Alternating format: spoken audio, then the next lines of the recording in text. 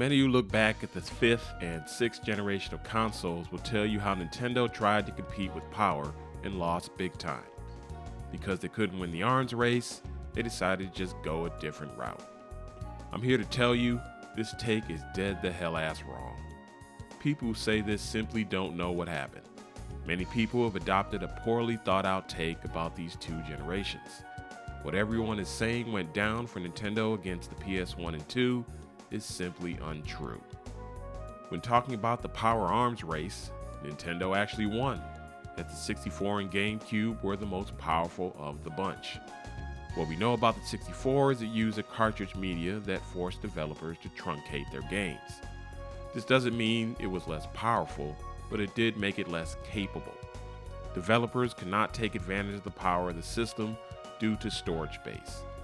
Many elements they desired to put in their games had to be cut back.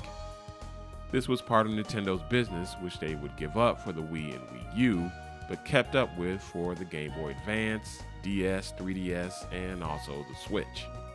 We all know the 64 and GameCube lost big time to the PS1 and PS2. Did they lose in power? No, not at all.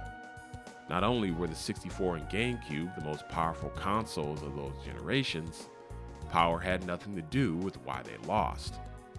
A free DVD player with every purchase, huge price cuts and overall cheaper games, especially comparing the PS1 games at $50 to the 64 games at $70, as well as piracy played a significant role. What also played a significant role was a more compelling library of games. Final Fantasy VII and X, Crash Bandicoot, Tomb Raider, Resident Evil, Grand Theft Auto, Gran Turismo were big-time games doing big-time numbers for their respective consoles. They were not any more technologically advanced than what Nintendo was offering, but they were more compelling games. Sony didn't beat Nintendo in power. They beat them in marketing, accessibility, capability, and most importantly, games. The idea Nintendo stopped making the most powerful system because Sony, and later Microsoft, beat them in this area is flat out false. This false take has led to the idea of the Blue Ocean strategy. While the Blue Ocean strategy is very much a real thing, this strategy had Nintendo focusing on the real reason they lost 2 generations in a row. Power had nothing to do with it, as Sony proved by their victory over the more powerful 64 and GameCube. Nintendo went back to putting greater focus on making fun and compelling video games. Nintendo gave the world another GameCube, literally. The Wii was essentially a GameCube with motion controls.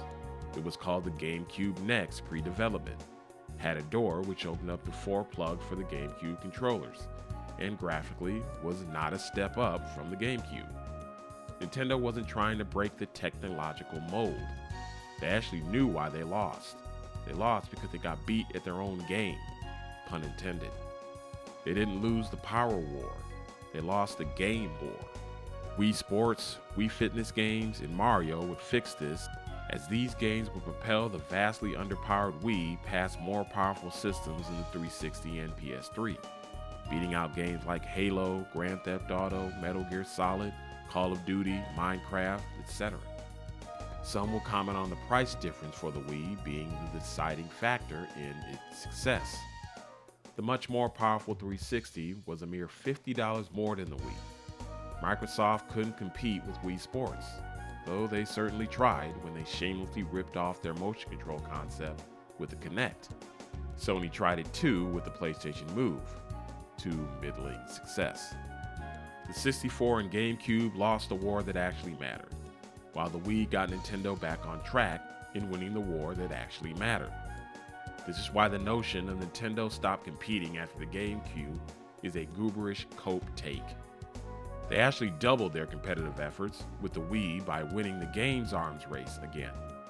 Anyone who studies the history of console gaming knows, not only does the most powerful system usually not win, but in most cases it loses badly. Game library has always been the tipping point for a console's success. Graphical power has been deemed irrelevant over and over again. That hasn't changed, and it never will change. There's nothing wrong with modern game graphics per se, The problem is compelling and fun gameplay gets sacrificed on the altar of ultra realism. Video games are meant to be played, not watched. Nintendo has resurrected the industry, bounced back from failures, and created many concepts and trends competitors follow because they make great video game experiences. You can't beat that with pixels, frame rates, teraflops, and huge development budgets.